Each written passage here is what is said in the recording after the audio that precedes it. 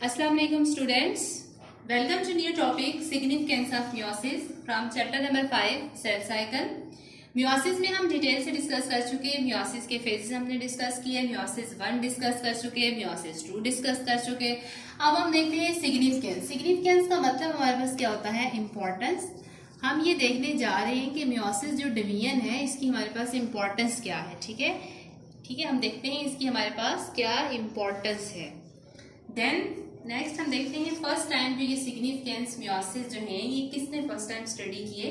तो इसमें हमारे पास आ जाता है जी इन 1819 जो फर्स्ट हमारे पास जिन बायोलॉजिस्ट ने ये स्टडी किया मैकेनिज्म सिग्निफिकेंस का, इसमें आ जाता है अगस्ट वेजमैन.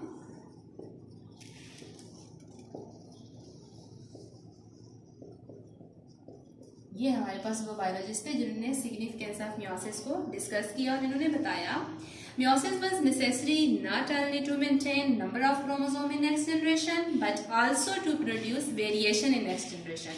मतलब इसमें हम दो पॉइंट्स डिस्कस करने जा रहे हैं. फर्स्ट हमारे पास आ जाता है maintenance of the chromosome number. हम देखेंगे कि क्रोमोसोम नंबर किस तरह से मेंटेन होते हैं. Maintenance of chromosomes number in next generation. और सेकेंड जो हम डिस्कस करेंगे वो हम बाद में डिस्कस करते हैं production of variations in next generation. तो वेरिएशन हम बाद में देखते हैं, पहले हम इसे डिस्कस कर लेते हैं. Maintenance of the chromosome number in next generation means कि जो नेक्स्ट जनरेशन है हमारे पास उसमें क्रोमोसोम्स के नंबर को मेंटेन रखना. तो इसको हम डिटेल से देखते हैं. इसमें फर्स्ट हमारे पास ये रहता है. पहली बात तो ये है कि जो meiosis है ये हमारे पास बहुत ज्यादा इसेंशियल है. किसके लिए जी? सेक्सुअल रिप्रोडक्शन के लिए. ठीक है, हम लिख लेते हैं meiosis इसेंशियल है सेक्सुअल रिप्रोडक्शन के लिए. ठीक हो गया. उसके बाद हमारे पास आ जाता है, ठीक है, हम देखेंगे कि meiosis किस तरह से इसेंशियल है. अगर हम ह्यूमंस की बात कर लेते हैं, ठीक है, इन केस ऑफ ह्यूमंस हम ये देखते हैं हमारे पास जो टोटल नंबर ऑफ क्रोमोसोम्स होते हैं ह्यूमन के केस में, ह्यूमंस की एग्जांपल से समझते हैं हम. ठीक है, इन ह्यूमंस हमारे पास आपको पता है ह्यूमन का जो सेट होता है उसमें 46 नंबर ऑफ क्रोमोसोम होते हैं और ये डिप्लॉइड फॉर्म में है. ठीक है, डिप्लॉइड नंबर ऑफ क्रोमोसोम 46 है. अब जब हम इसमें दो बातें करते हैं, एक हमारे पास होते हैं मदर सेल, एक हमारे पास आ जाते हैं फादर सेल्स. ठीक है, अब जब ह्यूमंस में हम बात करते हैं कि जो डिप्लॉइड गैमीट सेल्स होते हैं, ये जो डिप्लॉइड गैमीट सेल्स हैं, ठीक है, ये डिप्लॉइड गैमीट सेल्स ये जिन्हें हम mother cells germ line cells कहते हैं, इनमें हमारे पास होगी meiosis. ठीक हो गया. डिप्लॉइड ह्यूमंस में हमारे पास क्या होगी? meiosis. और meiosis के रिजल्ट में हमारे पास बनेंगे हैप्लॉइड गैमीट्स. हैप्लॉइड गैमीट्स बनेंगे. हैप्लॉइड गैमीट्स बनेंगे डेफिनेटली वो 23 हो जाएगा. ये बात हो रही है जी एक पेरेंट की और ये हम दूसरे पेरेंट की बात कर लेते हैं. यहां से हम बात कर लेते हैं मदर, ये हमारे पास क्या थे? फादर. ठीक है, फादर मदर के सेल्स में भी इसी तरह meiosis होगी जर्म लाइन सेल्स में और वो भी बनाएंगी हैप्लॉइड गैमीट्स. वो भी कितने हो गए? 23. फादर से भी हैप्लॉइड गैमीट्स आ रहे हैं, मदर से भी हैप्लॉइड गैमीट्स आ रहे हैं.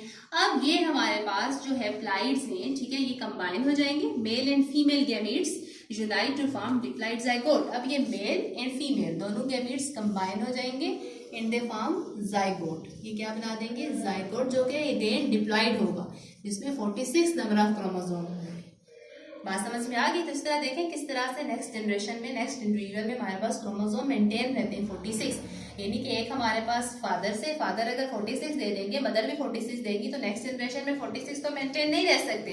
इस वजह से हमारे पास डिप्लॉइड सेल्स जो हैं वो पहले इनमें meiosis होती है, हैप्लॉइड गैमीट्स बनते हैं, वो हैप्लॉइड गैमीट्स कंबाइन होते हैं तो हमारे पास अगेन डिप्लॉइड जाइगोट बन जाता है. This is how we can say that maintenance of chromosome number in next generation in humans. अब हम इसी तरह से प्लांट्स की भी बात कर लेते हैं. प्लांट्स की बॉडी में भी कुछ ऐसा ही मैकेनिज्म है. अब देखते हैं प्लांट्स में क्या होता है. प्लांट सेल की जब हम बात करते हैं, प्लांट्स में एक बेसिक मैकेनिज्म है जिसे हम कहते हैं अल्टरनेशन ऑफ जनरेशन.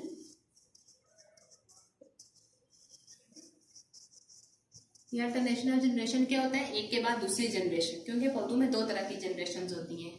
एक होती है स्पोरोफाइट, दूसरी होती है गैमीटोफाइट। ठीक हो गया। स्पोरोफाइट जनरेशन, गैमीटोफाइट जनरेशन, दोनों जनरेशन एक दूसरे के साथ आल्टर करती हैं, एक के बाद दूसरी जनरेशन आ जाती है। That's why this is called as alternation of generation. अब हम स्टार्ट करते हैं स्पोरोफाइट जनरेशन से। स्पोरोफाइट जनरेशन हमारे पास जो है, स्पोरोफाइट जनरेशन में हम ये देखते हैं, स्पोरोफाइट जनरेशन 2n होती है, मीन्स ये डिप्लॉइड होती है। इसमें स्पोरोफाइट जनरेशन में हमारे पास होगी मियोसिस। ठीक हो गया। स्पोरोफाइट जनरेशन में मियोसिस होने से बनेंगे स्पोर्स और फॉर्म होंगे haploid. n represent haploid and 2n represent diploid. Spores haploid होंगे, ये स्पोर्स ग्रो करेंगे, ग्रो करके ये बना देंगे गैमीटोफाइट। वो गैमीटोफाइट भी हैप्लाइड होगी। वो गैमीटोफाइट क्या होगी जी? हैप्लाइड। अब ये गैमीटोफाइट बनाएगी गैमीट्स। गैमीटोफाइट में क्या बनेंगे हमारे पास? Gametes by mitosis. गैमीट्स भी हमारे पास क्या होंगे? हैप्लाइड। एक गैमीट, देन हमारे पास दूसरा गैमीट, वो भी हैप्लाइड ही होगा, मेल एंड फीमेल। अब ये जो हमारे पास मेल और फीमेल गैमीट्स बनेंगे, दे अगेन यूनाइट, ये कंबाइन हो जाएंगे, ये बना देंगे जाइगोट। वो जाइगोट क्या हो जाएगा? डिप्लॉइड। अब ये जो जाइगोट है ये ग्रो करेगा, डेफिनेटली जाइगोट क्या है? ये हमारे पास अगेन क्या बन जाएगा? स्पोरोफाइट। ठीक है, तो देखें किस तरह से एक जनरेशन जो है वो दूसरी जनरेशन में चेंज हो रही है। स्पोरोफाइट डिप्लॉइड है, मियोसिस यहाँ पे हम बेसिक जो डिस्कस कर रहे हैं, मियोसिस की वजह से आगे जो हमारे पास है इसमें क्रोमोसोम्स नंबर की मेंटेनेंस रहेगी। Spores, then gametophyte, then gametes, male and female gametes unite to form zygote and zygote again goes to form sporophyte generation. Then this is all about the maintenance of chromosome number in next generation. Now अब हम second part देखते हैं। दूसरा जो हमारे पास importance थी meiosis की वो क्या थी? ठीक है, सेकेंड हमारे पास आ जाता है, फर्स्ट हम मेंटेनेंस ऑफ क्रोमोसोम डिस्कस कर चुके हैं, सेकेंड है वेरिएशन इन नेक्स्ट जनरेशन। अब हम देखेंगे नेक्स्ट जनरेशन में मियोसिस की वजह से क्या वेरिएशंस आती हैं।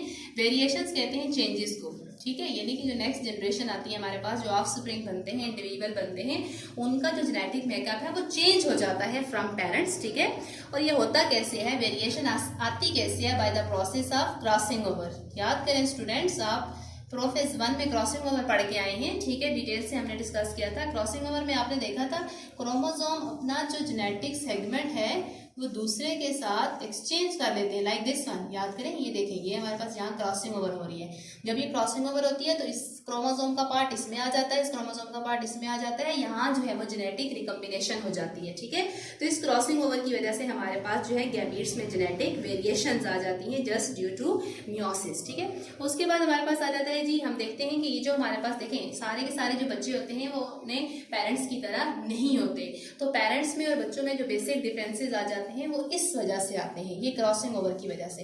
बाकी तो देखें सम हाउ वो सिमिलर भी होते हैं, तो ये इनका मेकअप सेम रहता है, और यहाँ इस पॉइंट पे आ जाती हैं वेरिएशंस। ठीक है, तो जिसे हम क्या कहते हैं? Crossing over and variations in next generation. When gametes fuse and form zygote, it's genetic makeup is different from both parents. दोनों पेरेंट्स के जब वो गैमेट्स आपस में कंबाइन होते हैं, उनमें क्रॉसिंग ओवर होती है, तो उसकी वजह से हमारे पास जो जाइगोट बनता है वो दोनों पेरेंट्स से डिफरेंट हो जाता है। Thus meiosis allows a species to bring variations in the next generation. So हमारे पास जो बेनिफिशियल वेरिएशंस आती हैं वो ऑर्गेनिज्म को हेल्प आउट करती हैं कि वो बेटर एनवायरनमेंट में अपने आप को अडॉप्ट कर सके। This is about significance, importance. अब हम कुछ एरर्स भी देख लेते हैं कि मियोसिस डिवीजन में अगर कोई गलती हो जाए, एरर हो जाए, तो उससे हमारे पास क्या उसके हार्मफुल इफेक्ट होते हैं, तो वो हम डिस्कस करते हैं now. Errors in meiosis. Errors in meiosis में हम देखते हैं जी, मियोसिस में अगर कोई एरर हो जाए तो उसकी वजह से हमारे पास बड़े सीवियर प्रॉब्लम्स आते हैं। ठीक है, एक तो इनकी वजह से हम ये कहते हैं कि सीवियर प्रॉब्लम आते हैं हमारे पास। उन सीवियर प्रॉब्लम्स में होता क्या है, अब जैसे ही हमारे पास इसमें दो चीजें आ जाती हैं, एक आप डिस्कस कर लेते हैं, जरा सुन लें अच्छे से। एक आ जाता है डिसजंक्शन, फिर एक होता है नॉन डिसजंक्शन।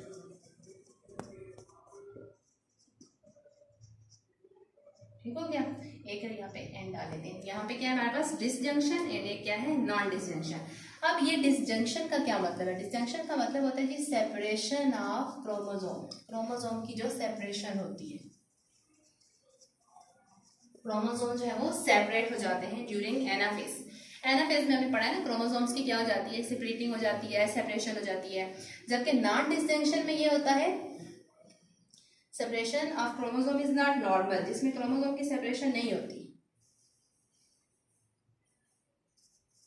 लिख लेते हैं, सेपरेशन ऑफ क्रोमोसोम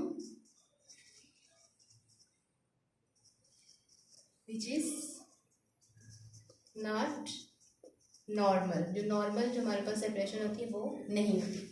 अब एनाफेज के दौरान हम देखते हैं कि हमारे पास जब ये डिसजंक्शन होती है, मतलब कि क्रोमोसोम सेपरेट, डिसजंक्शन, जंक्शन कहते हैं ना दो चीजों का मिलना, डिस का मतलब हो गया कि उनका मिलाप आप खत्म कर दें, ठीक हो गया, तो यानी कि क्रोमोसोम एक दूसरे से सेपरेट हो जाते हैं। तो डिसजंक्शन में हमारे पास एनाफेज में क्रोमोसोम की सेपरेशन होती है, अपोजिट पोल्स पे चले जाते हैं, क्रोमोसोम सेपरेट हो जाते हैं, वो तो नॉर्मल प्रोसेस होता है। लेकिन जैसे ही हमारे पास जो है some time due to an error क्या होता है कि क्रोमोसोम की सेपरेशन नॉर्मल नहीं होती, ठीक है। अगर क्रोमोसोम सही से सेपरेट नहीं होते तो उसे हम नॉन डिसजंक्शन कहते हैं, और उस नॉन डिसजंक्शन के रिजल्ट में हमारे पास दो ग्रुप बनते हैं। उसमें ये होता है कि एक ग्रुप में हमारे पास क्रोमोसोम, दो एरर हो सकते हैं ना, एक केस में ये होता है कि एक ग्रुप में क्रोमोसोम ज्यादा चले जाते हैं, ठीक है, और एक में नहीं जाते। तो इसके रिजल्ट में हमारे पास ये जो एबनॉर्मल गैमीट्स बनते हैं, ये एबनॉर्मल गैमीट्स फर्दर जब मियोसिस 2 में नॉर्मल गैमीट्स के साथ फ्यूज होते हैं, तो इनकी फ्यूजन से हमारे पास ये होता है कि जो हमारे पास आगे जाइगोट बनता है उसमें अगर यहाँ ज्यादा चले गए हैं तो इसमें नॉर्मल हमारे पास कितने होते हैं 46, तो अब ये इंडिविजुअल जो बनेगा इसमें कितने हो जाएंगे 47, ठीक है। एक हमारे पास तो केस ये होता है, ठीक है, fuses with normal gametes it results in abnormal chromosome number in next generation, या तो 47 हो जाएंगे या जिसमें जो हमारे पास कमी आ जाएगी उसमें 45 हो जाएंगे। तो ये दो सिचुएशन हमारे पास बनती हैं कि जब हमारे पास डिसजंक्शन हो जाती है, मियोसिस में एरर आ जाता है, क्रोमोसोम नॉर्मल सेपरेशन नहीं होती है एनाफेज में, तो एक सिचुएशन ये है कि कहीं पे क्रोमोसोम नंबर एक ग्रुप में ज्यादा चला जाता है तो वो 46 के बजाय 47 हो जाते हैं, और दूसरे केस में हमारे पास ये होता है कहीं पे क्रोमोसोम कम चला जाता है, कम आगे जाता है, तो वहां पे हमारे पास सिचुएशन आती है 45 number of chromosome. So these are the abnormalities related to error related to meiosis, ठीक है, जिसे हम एरर्स इन मियोसिस भी कहते हैं।